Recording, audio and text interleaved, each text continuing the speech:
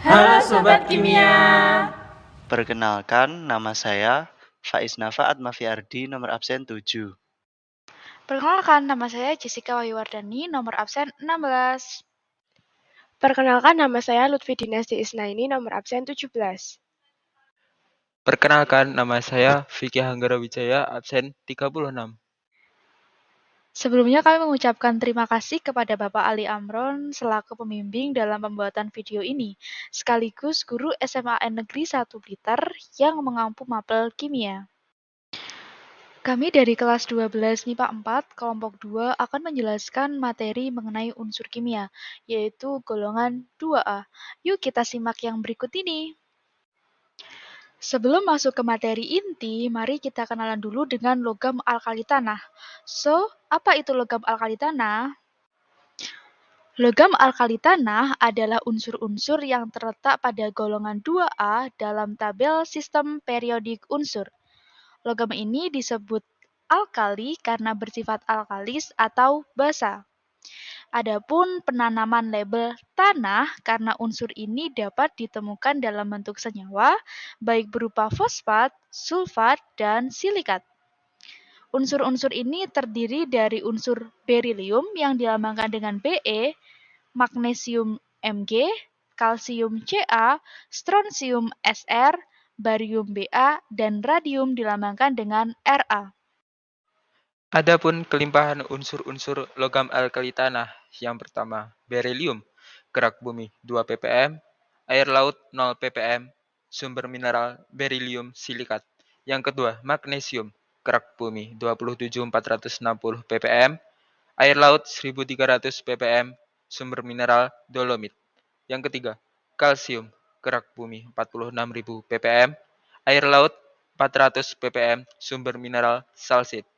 Yang keempat, strontium, kerak bumi 360 ppm, air laut 8,1 ppm, sumber mineral selesit. Yang kelima, barium, kerak bumi 340 ppm, air laut 0,03 ppm, sumber mineral barit. Yang keenam, radium, unsur radioaktif yang diperoleh dari sintesis biji uranium. 1 ton biji uranium sama dengan 1 gram radium. Adapun letak dari unsur logam alkali tanah yaitu terletak pada golongan 2A. Lalu, bagaimana konfigurasi elektron logam alkali tanah? Perlu kita ketahui, konfigurasi elektron dibagi menjadi dua, yaitu berdasarkan kulit dan berdasarkan subkulit. Yang pertama, kita akan bahas konfigurasi elektron berdasarkan kulit.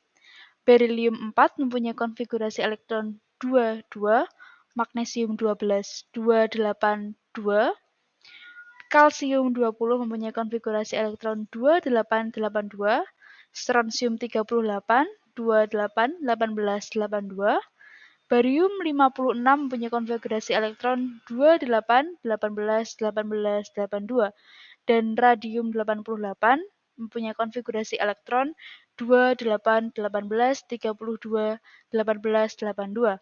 Jika kita perhatikan, kulit terluarnya selalu memenuhi dengan kaidah duplet, yaitu 2. Selanjutnya, kita akan membahas mengenai konfigurasi elektron berdasarkan subkulit, yang disingkat dengan golongan gas mulia. Ada berilium 4, He, 2s2, magnesium 12, Ne, 3s2, kalsium 20, argon 4s2, strontium 38, kripton 5s2, barium 56 disingkat dengan xenon 6s2, dan radium 88 disingkat dengan radon 7s2. Selanjutnya kita akan membahas mengenai sifat fisika dan sifat kimia unsur logam alkali tanah. Yang pertama, sifat fisika. Sebelumnya, sifat fisika adalah sifat yang berhubungan dengan perubahan fisik zat. Sifat fisika dapat digunakan untuk menerangkan penampilan suatu zat. Sifat-sifat yang tergolong dalam sifat fisika yaitu warna, bau, rasa, kerapatan, titik didih, titik lebur, titik beku, daya hantar, kemagnetan, kelarutan, dan kekerasan, serta titik leleh. Adapun sifat-sifat fisika, yaitu mempunyai 2 elektron terluar Ns², di mana jika mempunyai 2 elektron terluar, maka energi ionisasi rendah. Tetapi jika dibandingkan dengan logam alkali, masih lebih rendah. Kemudian mempunyai sifat reduktor kuat, sangat reaktif, reaksinya dengan air berlangsung lambat, titik lelehnya cukup tinggi, sebab ikatan logam lebih kuat dari golongan alkali. Kemudian ada sifat yang kedua, yaitu jari-jari atom semakin ke bawah semakin besar. Semakin ke bawah, basanya semakin kuat. Semakin ke bawah pula, kereaktifannya bertambah. Semakin ke bawah, titik lelehnya semakin rendah. Dan dari atas ke bawah, reduktor semakin rendah. Adapun kecenderungan bertambah dari Be ke Ba, yaitu massa jenis, jari-jari atom, kereaktifan, potensial reduksi, misalkan ada M2+ plus 2E- menjadi M. Kemudian ada kecenderungan berkurang dari Be ke Ba, antara lain titik leleh, titik didih, energi ionisasi, afinitas elektron, keelektronegatifan, dan kekerasan. Lalu, apa saja warna nyala api unsur logam alkali tanah? Seperti logam alkali, unsur logam alkali tanah juga memberikan warna khas jika garam dan unsur logam-logam tersebut dibakar. Kekhasan warna dari kation logam tersebut dapat digunakan untuk mengidentifikasi atau analisis kualitatif suatu senyawa, di mana berilium memiliki hasil tes uji nyala menghasilkan warna putih, kemudian kalsium, hasil tes uji nyala menghasilkan warna jingga merah, kemudian barium, hasil tes uji nyala menghasilkan warna hijau, magnesium memiliki hasil tes uji nyala menghasilkan warna putih, kemudian strontium memiliki hasil tes uji nyala menghasilkan warna merah, dan barium tidak teridentifikasi.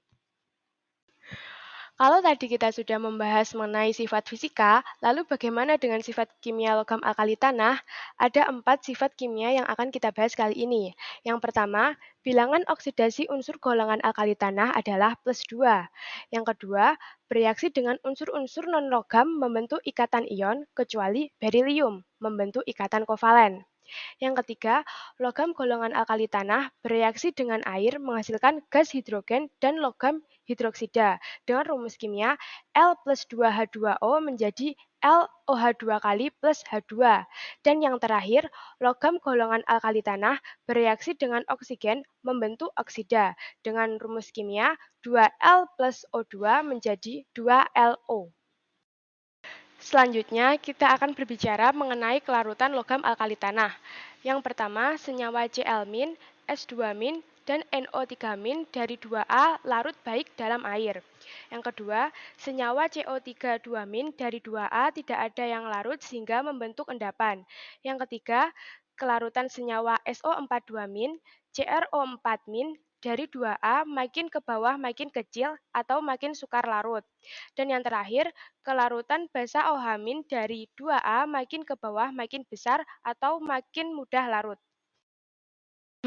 Kira-kira bagaimana ya produksi logam alkali tanah? Nah, ini nih kita punya jawabannya. Logam alkali tanah dapat diekstraksi dari senyawanya. Untuk mengekstraksinya dapat menggunakan 2 cara, yaitu metode reduksi dan metode elektrolisis. Contohnya pada proses Dow Na dan Dow Mg. Logam-logam alkali tanah diperoleh dari elektrolisis leburan garam halidanya. Yang pertama ada unsur berilium. Berilium adalah unsur logam keperakan dengan kerapatannya 1,85 gram per cm kubik. Senyawa berilium bersifat beracun dan karsinogenik. Adapun proses pembuatan unsur berilium, di mana berilium dapat diperoleh melalui reaksi elektrolisis BeCl cair yang ditambah NaCl. BeCl2 menjadi Be2+ plus 2Cl- dengan katode Be2+ plus E- menjadi Be. Anode 2Cl- menjadi Cl2 plus 2E-, menghasilkan reaksi kimia BeCl2 menjadi Be plus Cl2. Berilium mempunyai beberapa manfaat dalam kehidupan, misalnya berilium oksida, atau bisa disebut juga BeO, untuk microwave. Yang kedua, beryllium klorida atau bisa disebut juga BeCl untuk katalis produksi sintesis senyawa organik. Yang ketiga, beryllium hidrida atau bisa disebut juga BeH2 sebagai sumber gas hidrogen. Terlepas dari manfaat, beryllium juga memiliki dampak yang cukup berbahaya. Apa dampak penggunaan unsur beryllium? Yaitu menghirup asap. Apabila menghirup asap atau debu, beryllium dapat meningkatkan resiko menyebabkan penyakit berylliosis. Unsur selanjutnya adalah unsur magnesium. Magnesium adalah logam keperakan bertekstur keras, berkilau, dan kerapatannya 1,74 gram per cm kubik. Adapun proses pembuatan magnesium dapat diperoleh melalui reaksi elektrolisis MgCl2 menghasilkan elektroda C. MgCl2 menjadi Mg2 plus 2Cl- dengan katode Mg2 plus E- menjadi Mg. Dengan anode 2Cl- menjadi Cl2 plus 2E. Menghasilkan senyawa MgCl2 menjadi Mg plus Cl2. Ada juga nih manfaat unsur logam magnesium. Antara lain, magnesium asetat, Mg, C2H3O2 2 kali, disinfektan dan antiseptik. Alkil magnesium untuk produksi plastik. Magnesium hidroksida, Mg, OH 2 kali untuk obat MAH. MgSO4, 7H2O untuk pembuatan garam Inggris. MgSO4 sebagai obat pencahar. MgO digunakan untuk konstruksi bangunan. Kemudian, magnesium juga memiliki dampak, yaitu ion Ca2+ dan Mg2+ dalam air menyebabkan kesadahan air yang berbahaya. Baik, selanjutnya kita akan membahas unsur kalsium. Kalsium merupakan unsur logam keperakan dengan kerapatan 1,55 gram per cm kubik. Adapun proses pembuatan kalsium. Kalsium dapat diperoleh melalui kalsium oksida, CaO, yang direduksi dengan aluminium dalam keadaan vakum, di mana kalsium yang dihasilkan akan menguap.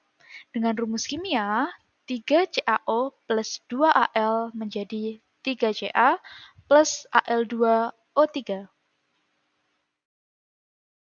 Nah, ada juga nih manfaat dari unsur kalsium, antara lain sebagai gipsum dengan rumus kimia CaSO4 2H2O. Kemudian juga bisa digunakan sebagai campuran kalsium silikat dengan rumus kimia Ca2SiO4. Berikutnya dapat juga digunakan untuk pembuatan kertas, yaitu dengan menggunakan kalsium karbonat dengan rumus kimia CaCO3. Selanjutnya dapat juga digunakan untuk pematangan buah, yaitu sebagai karbit dengan rumus kimia CaC2. Terlepas dari banyaknya manfaat yang diberikan oleh kalsium, ternyata unsur kalsium juga mempunyai dampak dalam penggunaannya loh, di mana kalsium fosfit dengan rumus kimia Ca3P2 sangat beracun untuk organisme air. Jadi sangat berbahaya nih bagi organisme-organisme air. Setelah kalsium, sekarang kita akan membahas unsur yang berada di bawahnya, yaitu strontium. Strontium merupakan unsur logam keperakan yang memiliki kerapatan 2,63 gram per cm kubik. Adapun proses pembuatan strontium. Strontium dapat dibuat melalui reduksi oksidanya dengan aluminium dalam keadaan vakum, di mana strontium yang dihasilkan akan menguap, yang mempunyai rumus kimia 3SRO plus 2Al menjadi 3Sr plus Al2O3. Oke, next kita akan membahas tentang manfaat unsur strontium. Apa sih manfaatnya? Nah, manfaatnya ada 3 nih. Yang pertama, strontium klorida dengan rumus kimia SNO3 2 kali untuk pembuatan kembang api yang menghasilkan warna merah. Kemudian manfaat yang kedua ada memberikan warna merah pada warna yang ditampilkan oleh televisi, yaitu dengan pemanfaatan strontium karbonat yang mempunyai rumus kimia SrCO3. Lalu yang terakhir adalah manfaat unsur strontium untuk memberikan indeks bias tinggi yang berkilau dalam perhiasan, yaitu dengan pemanfaatan strontium titaniat yang mempunyai rumus kimia SrTiO3. Dan mungkin di luar sana juga masih banyak manfaat-manfaat lainnya. Selain mempunyai 3 manfaat, ternyata unsur strontium juga memiliki dampak dalam penggunaannya, yaitu apabila strontium larut dalam air dapat menjadi ancaman bagi kesehatan manusia loh, khususnya untuk kebutuhan air minum. Unsur yang selanjutnya yaitu barium. Barium merupakan unsur logam yang memiliki kerapatan 3,51 gram per cm kubik. Untuk proses pembuatan barium, yaitu barium dapat diperoleh melalui reduksi oksidannya dengan aluminium dalam keadaan vakum, di mana barium yang dihasilkan menguap. Dengan rumus reaksi, 3BaO2 plus 4Al menjadi 3Ba plus 2Al2O3. Selanjutnya ada manfaat unsur barium. Adapun manfaat unsur barium yaitu yang pertama, barium klorida atau BaCl2 untuk kembang api menghasilkan warna hijau. Yang kedua, barium sulfat atau BaSO4 untuk keperluan medis seperti X-ray. Dan yang terakhir, barium karbonat atau BaCO3 digunakan sebagai racun tikus. Selanjutnya ada dampak penggunaan unsur barium nih. Barium yang larut dalam air dapat menyebabkan seseorang kesulitan bernafas, tekanan darah meningkat, dan gangguan jantung. Berikutnya ada unsur radium. Radium adalah unsur radioaktif yang diperoleh dari sintesis biji uranium. 1 ton biji uranium sama dengan 1 gram radium. Manfaat unsur radium. Radium 223 klorid digunakan untuk pengobatan kanker tulang.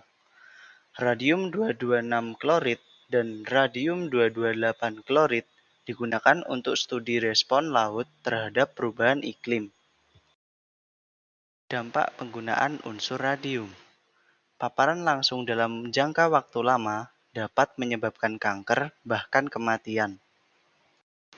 Nah, selanjutnya kita akan mendalami mengenai reaksi-reaksi logam alkali tanah dengan air, di mana hal tersebut termasuk ke dalam sifat kimia logam alkali tanah, di mana semua unsur logam alkali tanah dapat bereaksi dengan air kecuali berilium atau Be.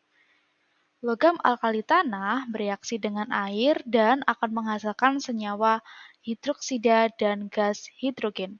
Dengan rumus reaksi, M plus 2H2O menjadi MOH2 kali plus H2. Contohnya nih, ada Mg plus 2H2O menghasilkan MgOH2 kali plus H2. Adapun reaksi logam alkali tanah dengan hidrogen.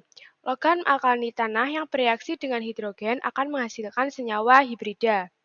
Rumus reaksinya yaitu M plus H2 menjadi MH2. Contohnya, Mg plus H2 menjadi MgH2. Reaksi logam alkali tanah dengan oksigen, kecuali barium menghasilkan peroksida. Logam alkali tanah bereaksi dengan oksigen dalam jumlah terbatas yang menghasilkan senyawa oksida. Rumus reaksinya M plus O2 menjadi MO2. Contoh, Be plus O2 menjadi BeO2. Baik, selanjutnya kita akan membahas reaksi logam alkali tanah dengan halogen. Logam alkali tanah bereaksi dengan halogen akan menghasilkan senyawa halida dengan rumus reaksi M plus X2 menghasilkan MX2. Contohnya ada Ca plus Cl2 menghasilkan MgCl2. Baik, yang terakhir ada reaksi logam alkali tanah dengan nitrogen. Apabila logam alkali tanah direaksikan dengan nitrogen, maka akan menghasilkan senyawa nitrida. Rumus reaksinya adalah M plus N2 menjadi MgN2. Ada juga nih contohnya, misalnya Mg plus N2 menjadi Mg3N2. Kamu nanya, bertanya-tanya. Soal pertama. Pada elektrolisis larutan garam logam alkali atau alkali tanah, tidak dihasilkan logamnya karena A. Sifat oksidatornya lemah, B. Sifat reduktornya lemah, C. Garam halidanya mempunyai titik leleh tinggi, D. Energi ionisasi tinggi dan dari logam lain, E. Ion logamnya tidak mengalami reduksi. Baik, kita akan membahas soal tersebut. Pada elektrolisis larutan garam logam alkali atau alkali tanah tidak menghasilkan logam, sebab harga E0 lebih kecil dari E0 air. Ion logamnya tidak mengalami reduksi. Jadi jawabannya adalah E. Ion logamnya tidak mengalami reduksi. Baik, sekarang kita lihat soal nomor 2. Basa alkali tanah yang paling sukar larut dalam air dan mempunyai sifat amfoter adalah A. BeOH2 kali, B. MgOH2 kali, C. CaOH2 kali, Do. SrOH2 kali, E. BeOH2 kali. Baik, kita bahas soal tersebut. Dalam satu golongan logam alkali tanah makin mudah larut. Artinya, ion logam dan ion hidroksida mudah terurai. Hal ini menunjukkan sifat basanya makin kuat. Jadi, BeOH2 kali termasuk sukar larut dalam air. Maka jawaban yang tepat adalah yang A, BeOH2 kali. Baik, langsung saja kita lihat soal nomor 3. Urutan kelarutan garam sulfat alkali tanah yang benar adalah terdapat pilihan A hingga E seperti yang tertera dalam video. Oke, langsung saja kita bahas soalnya. Kelarutan garam sulfat alkali tanah itu semakin ke bawah dia semakin sukar larut atau bisa dikatakan semakin ke atas semakin mudah larut, jadi kebalikannya. Maka dari itu, urutan kelarutan garam sulfat yang benar itu adalah Mg, kemudian Ca, diikuti dengan Sr, dan terakhir adalah Ba.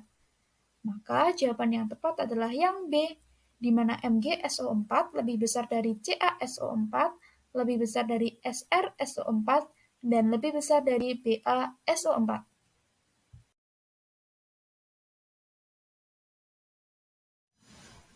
Soal selanjutnya, urutan unsur-unsur alkali tanah berdasarkan sifat reduktor dari lemah ke reduktor kuat adalah terdapat pilihan A hingga E seperti yang tertera dalam video. Baik, kalau begitu langsung saja kita bahas soal tersebut. Jadi sifat reduktor itu berarti sifat oksidasinya, di mana zat tersebut mengalami oksidasi, maka bisa dikatakan sebagai reduktor. Maka dari atas ke bawah, dari tabel sistem periodik unsur di golongan 2, itu sifat reduktor semakin kuat. Jadi saya ulangi, dari atas ke bawah, sifat reduktornya semakin kuat. Maka jika dilihat dari golongan 2A, urutan yang benar itu Mg, Ca, Sr, dan terakhir adalah Ba. Jadi jawaban yang tepat adalah yang C. Soal nomor 5. Kereaktifan logam alkali tanah dari atas ke bawah adalah A. Semakin kecil ditunjukkan dengan makin kecilnya harga energi ionisasi. B. Semakin besar ditunjukkan dengan makin kecilnya harga energi ionisasi. C. Semakin kecil ditunjukkan dengan makin besarnya harga energi ionisasi. D. Semakin besar ditunjukkan dengan makin besarnya harga energi ionisasi. E. Semakin kecil ditunjukkan dengan makin berkurangnya harga energi ionisasi. Mari kita simak pembahasan berikut. Kereaktifan logam-logam alkali tanah dari atas ke bawah makin besar. ditunjukkan dengan makin kecilnya harga energi ionisasi. Hal itu disebabkan lemahnya gaya tarik inti terhadap elektron terluar, sehingga elektron terluar tersebut mudah dilepaskan. Jadi, jawaban yang benar adalah D. Semakin besar ditunjukkan dengan makin kecilnya harga energi ionisasi. Selanjutnya soal nomor 6. Logam alkali tanah jika bereaksi dengan air menghasilkan gas H2 kecuali A. Ca, B. Be, C. Sr, D. Ba, dan E. Mg. Pembahasannya sebagai berikut. Ca, Sr, dan Ba bereaksi dengan air menghasilkan basa dan H2, sedangkan Be tidak bereaksi dengan air sebab akan membentuk Be2O yang melapisi permukaan logam. Jawaban yang benar adalah B. Be. Nah, tadi di nomor 5 kita membahas soal tentang kereaktifan logam alkali tanah dari atas ke bawah. Sekarang kita akan membahas soal tentang kereaktifan logam alkali tanah dari bawah ke atas. Adalah A. Semakin kecil ditunjukkan dengan makin kecilnya harga energi ionisasi. B. Semakin besar ditunjukkan dengan makin kecilnya harga energi ionisasi. C. Semakin kecil ditunjukkan dengan makin besarnya harga energi ionisasi. D. Semakin besar ditunjukkan dengan makin besarnya harga energi ionisasi. E. Semakin kecil ditunjukkan dengan makin berkurangnya harga energi ionisasi. Pembahasannya sebagai berikut. Kereaktifan logam alkali tanah dari bawah ke atas makin kecil karena makin kecilnya harga energi ionisasi. Hal itu disebabkan kuatnya gaya tarik inti terhadap elektron terluar, sehingga elektron terluar tersebut sulit untuk dilepaskan. Jawabannya C. Semakin kecil ditunjukkan dengan makin besarnya harga energi ionisasi. Nah, kita akan melanjutkan soal nomor 8. Barium bereaksi dengan asam perklorat atau HClO4 menghasilkan produk berupa A. Larutan BaClO4 dan padatan hidrogen. B. Padatan BaClO4 dan padatan hidrogen. C. Larutan BaClO4 dan gas hidrogen. D. Padatan BaClO4 dan gas hidrogen. E. Larutan BaClO4 dan gas oksigen. Nah, reaksinya sebagai berikut. Barium ditambah asam perklorat barium perklorat dan hidrogen BaS ditambah HClO4 Ag menjadi BaClO42 Ag ditambah H2G. Barium dimasukkan ke dalam larutan asam perklorat, maka hasilnya pasti larutan. Jawaban yang benar adalah C. Larutan BaClO42 dan gas hidrogen. Selanjutnya nomor 9. Semua logam alkali tanah terkorosi terus-menerus di udara membentuk oksida, hidroksida, atau karbonat, kecuali A. Kalsium, B. Radium, C. Barium, D. Berilium dan magnesium, dan E. Strontium. Pembahasannya sebagai berikut. Semua logam alkali tanah terkorosi terus-menerus di udara membentuk oksida, hidroksida, dan karbonat, kecuali berilium dan magnesium. Barium dan magnesium juga bereaksi dengan oksigen di udara, tetapi lapisan oksida yang terbentuk melekat pada permukaan logam, sehingga menghambat korosi berlanjut. Yang benar adalah D. Berilium dan magnesium.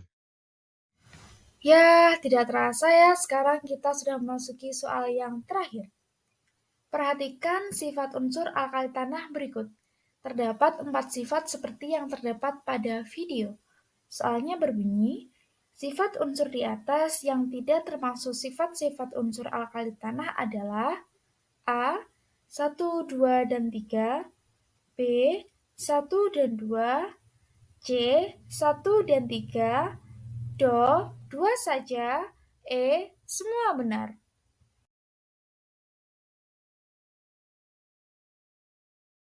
Oke, terakhir kita akan bahas soal nomor 10. Dari pernyataan 1 tersebut adalah salah. Mengapa salah?